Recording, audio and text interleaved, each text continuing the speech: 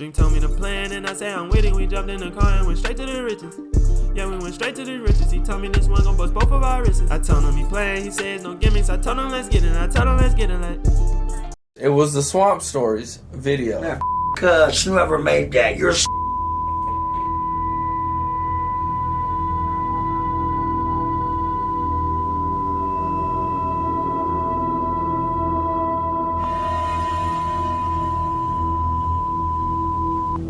What was your issue with the documentary? me, cuz trying to say all the bad to the hood, kid. You fight me? We a small town. Would you ever get the tattoo removed? Never. Never. Neighborhood crip, never.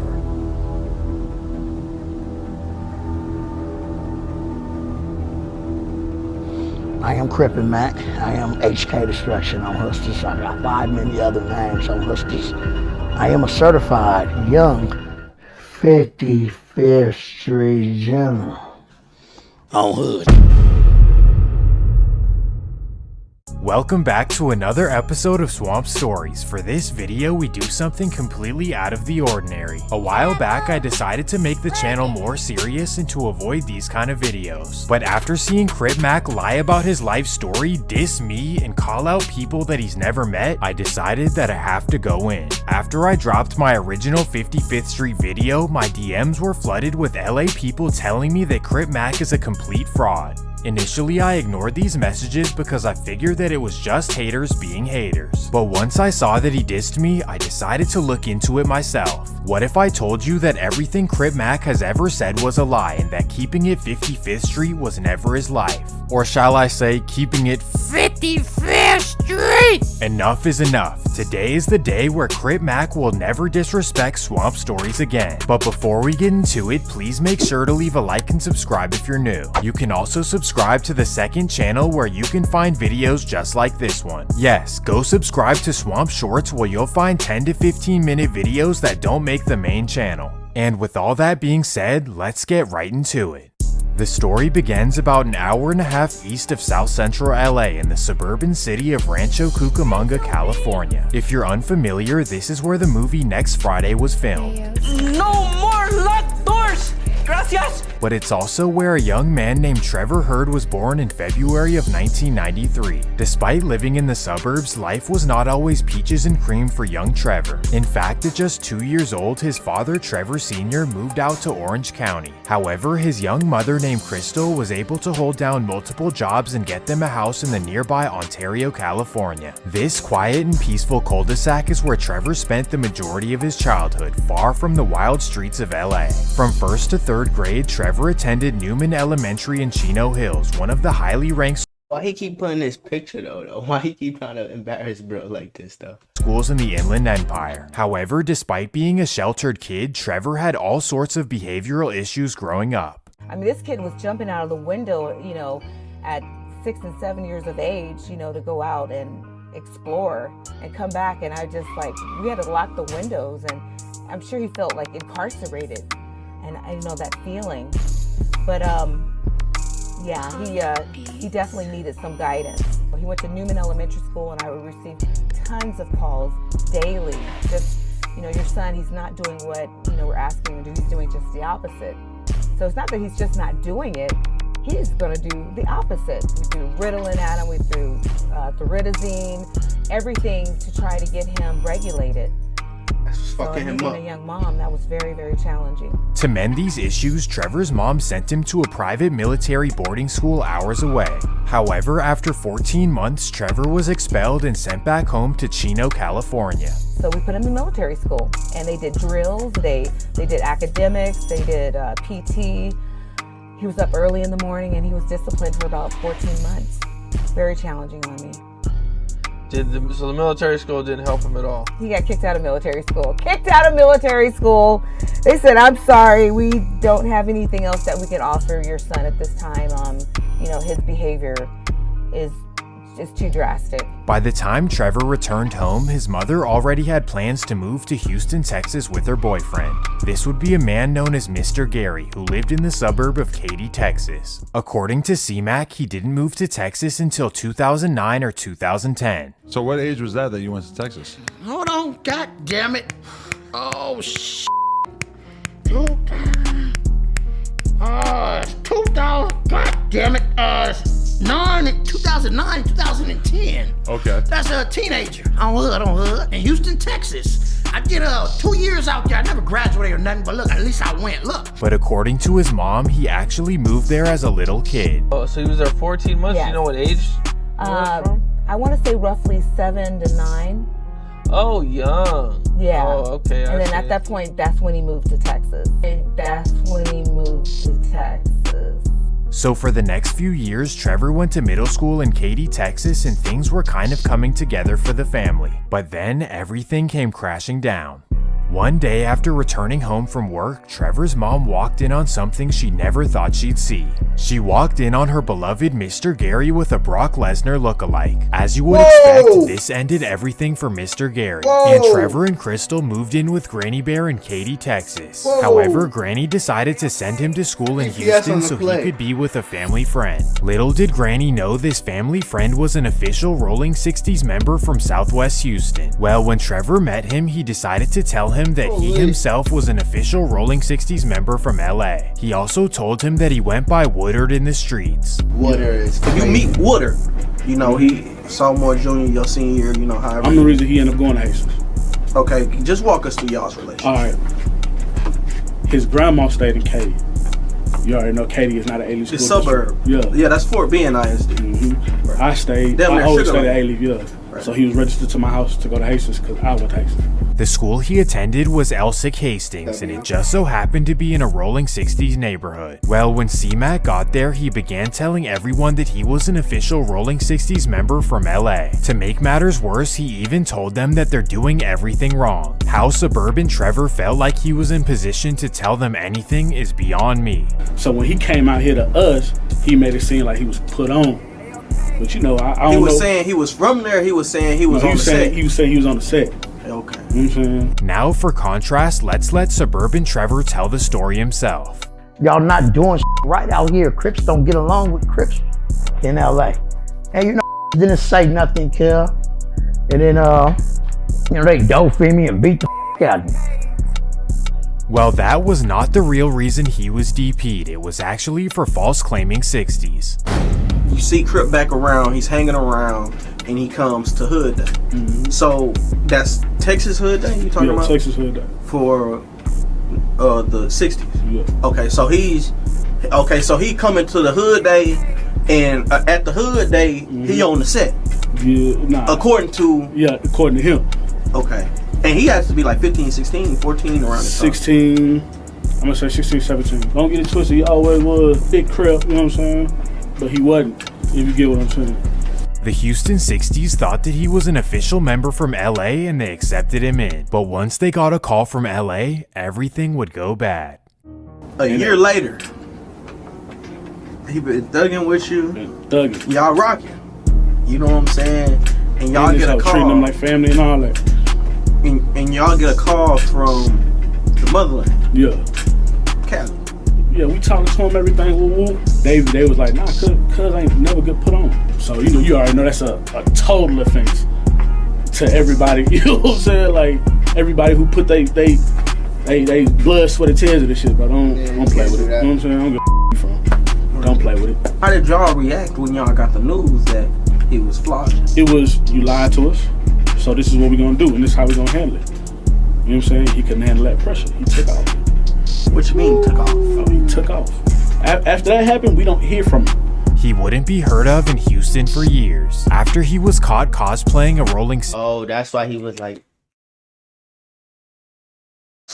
I did like 2 years and I didn't even really stay that long. Feel me? That's why. I was making sense. See? Feel me? When people lie and other people hear other different stories, things start making sense. 60, he decided to head back to Cali. And here is where the story gets even more twisted. CMAC claims that he went from Houston to South Central at 16. Packed my shit and ran back to LA. I was on 59th and 8th Avenue by Crenshaw and Slauson by Nips Hood. I was in the Dorset Village with them niggas over there. You know?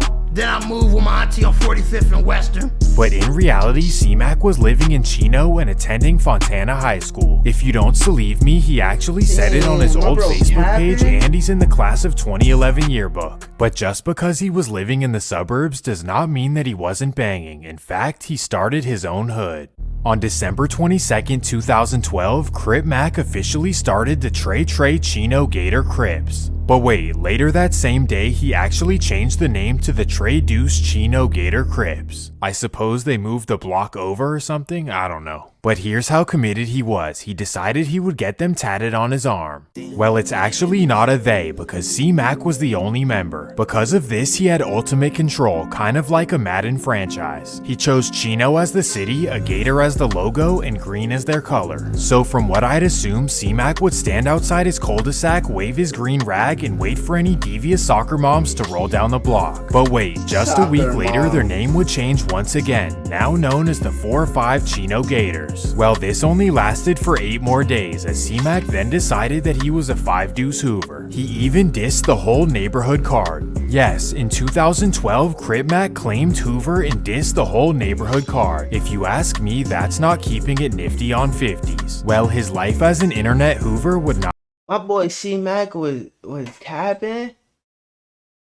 Come on Huskers, not him. Come on. Not last long, as now he was on to claiming different hoods. On January 24th, 2013, C-Mac was invited to a party hosted by the Trey 57 Pomona Crips. And what do you know, just 2 days later, C-Mac is on Facebook claiming Trey 57 and dissing their opposition. At this point, CRIPmac is like the Tiana Trump of the LA streets. But wait, we're not even in the LA chapter of his life yet, and from here, it only gets worse. Before going to LA, C-Mac would claim one more made-up set, the 7-1 Chino Villains. Well, this did not last long, and now he was on to his next venture, rapping. Get money every time. Get money. Your girl likes me, and my swag is so official. At this point, he's already 20 years old. He tried being a rolling 60 in Texas, then came back, tried to claim 5 different sets, and then pursue a rap career. So now, what is the next step for C-Mac the Loc, also known as Suburban Trevor? Well, this is when he finally moved to the city of Los Angeles, moving in with his girlfriend on 111th in Vermont. From here, he tried to get put onto Acacia Block in Compton, but they didn't want him, so he decided to keep it moving. His next try was the infamous rolling 60s, and they decided to let him in. So in August of 2013, CRIPmac officially joined the Rolling 60s. At 20 years old, his lifelong dream had finally come true. CRIPmac had made it out of the suburbs and into the streets of South Central LA. The reverse of what everyone else in the world is trying to do. I guess CRIPmac was the original John Moran. Well, unfortunately, his life as a Rolling 60 would not last long. In fact, after just a year, he was DP'd and put off the set. However it went, I didn't make the cut through the GP, I got put off, whatever. His dream life was now over with. He literally tried everything possible to become a respected member of something. He then decided to move to Vegas with his mother for the next year. But after a year in Vegas, C-Mac returned to South Central LA as he decided to give banging one more try. Sometime between January of 2015 and 2017, C-Mac was officially put on to 55th Street. This means that he was put on between the ages of 22 and 24 years old. Regardless, from this day, it's been 55th Street ever since. Why they'd accept an applicant like him who's been tossed around, I don't know, but here we are. After a year of being a 55th Street member, C-Mac was arrested and sent to jail for stealing a bike. C-Mac actually did 2 years in prison where he programmed Time 5. Well, after being released in 2020, he returned to not like a mongoose, not a pedal bike, right? Yeah, y'all talking about like a motorcycle, 4-wheeler, dirt bike.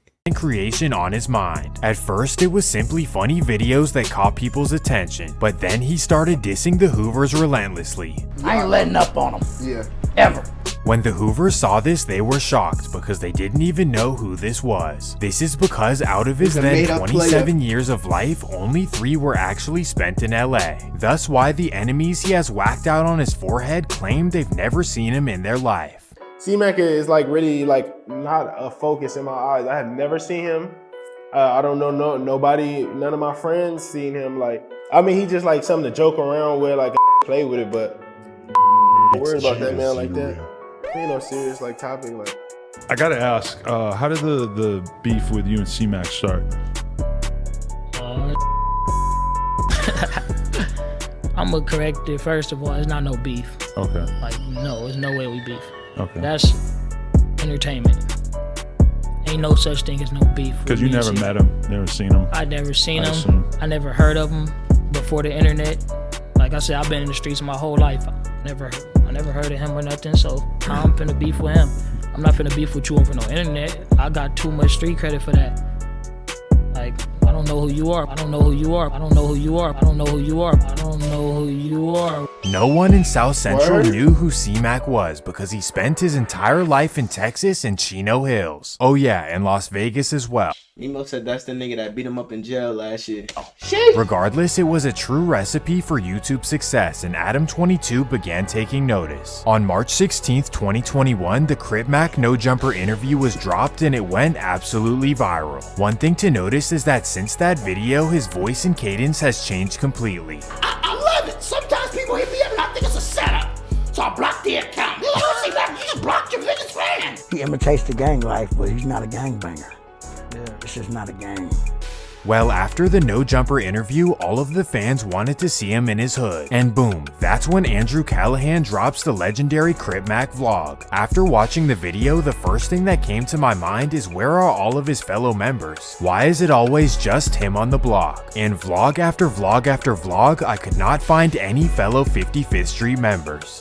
Where are the 55th Street members the whole world needed to know? And unfortunately, we all found out in the worst way possible. In January of 2022, CRIPmac's old Facebook page was revealed. All of the posts claiming fake sets, dissing the neighborhood card, and saying he's done with banging. And this is when the 55th Street members decided to come out of the woodworks. His fellow members gave him one of the worst DPs in history that lasted over 7 minutes long. But the worst part about it is that they recorded it and uploaded it to the internet. This was dead wrong on so many levels. Yes, C-Mac should not have posted all that, but why would you disrespect your brother to that extent? And as a 30-year-old man, why are you letting this happen to you? But that's when we learned that this is how 5'5" treats CRIPmac on the regular. You'd have been DP like 5 times. About 5 times. About 5 times. Word. You know, but a DP only makes a man stronger because you can survive harder in the county jail. Yeah. Trust and salute that hood.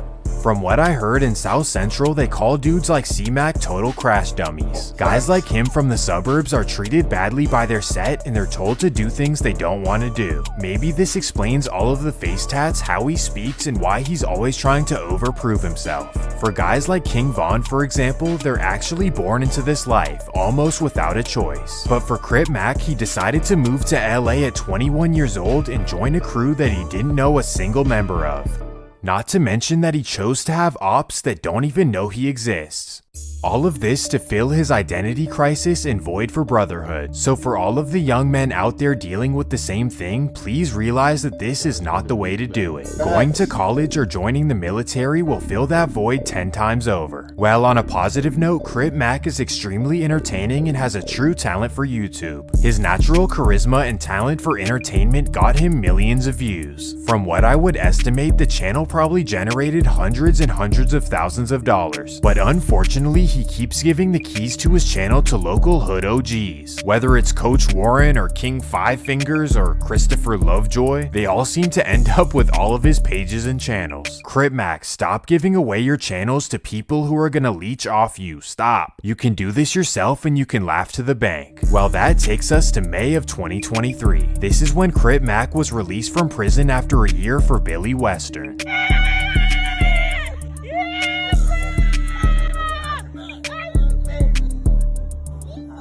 As soon as he got out, he started taking everything to the next level. He started dissing everyone and pretty much for no reason. He's actually been challenging everyone to squabble as well. This includes Whack 100, Bosco, and even Blueface. In fact, he's been dissing Blueface for quite a while. Doing a boxing match. No chance for a boxing match. I mean, if it happens, it happens.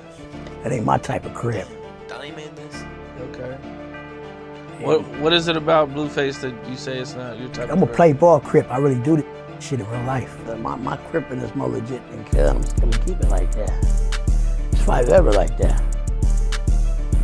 My cripping is five real legit. Yeah, I'll break blue faces, no. Yeah, I'll break blue faces, no.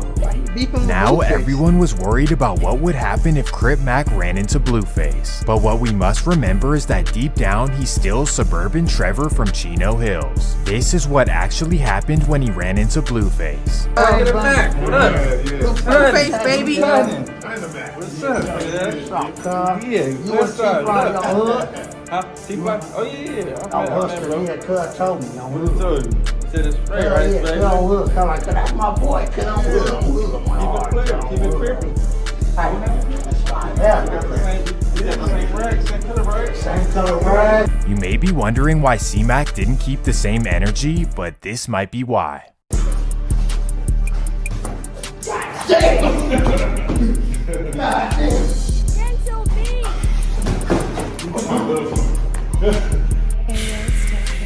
I don't even know what to say. Even after he was friendly in person with Blueface, C-Mac is still dissing him online. I want to beat Blueface's face. I want to whoop his scrawny light skin. I want to bust his face open. Not only is he internet tough with Blueface, but also with YG as well. Here's a video of Crip Mac meeting YG. Hey, YG.